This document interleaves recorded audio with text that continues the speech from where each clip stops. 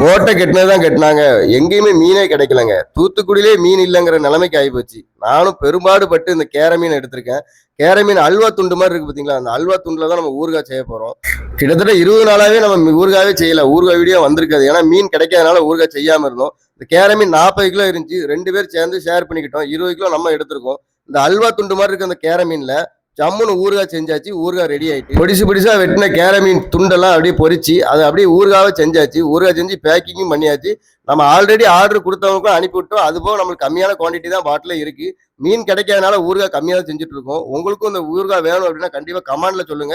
அதே மாதிரி நான் கொடுக்குற நம்பருக்கு கால் பண்ணுங்க, இல்ல வாட்ஸ்அப் பண்ணுங்க. உங்களுக்கு நான் ஊறுகாய் வந்து அனுப்பி வச்சிருவோம். தமிழ்நாடு ஃபுல்லா நம்ம டெலிவரி கொடுத்துட்டு இருக்கோம். நம்ம ஊறுகாய் பழைய கஞ்சி, சுடுச்சோறுக்கு, அது மாதிரி தோசைக்கு, சப்பாத்திக்கெல்லாம் வச்சு சாப்பிட வேற லெவல்ல இருக்கும். வீட்டு மசாலா நம்ம பார்த்து வாங்குற மீன், அதே மாதிரி நம்ம வீட்டு முறைப்படி செய்யற அந்த மீன் ஊறுகாய் உங்களுக்கு வேணும் அப்படின்னா கண்டிப்பா கமெண்ட்ல சொல்லுங்க. இந்த ஹோம்மேடு ஊறுகாய் உங்களுக்கு வேணும்னா மேல தெரிய நம்பருக்கு கால் பண்ணுங்க, இல்லைன்னா வாட்ஸ்அப் பண்ணுங்க. உங்களுக்கு நாங்க அனுப்பி வச்சிருவோம்.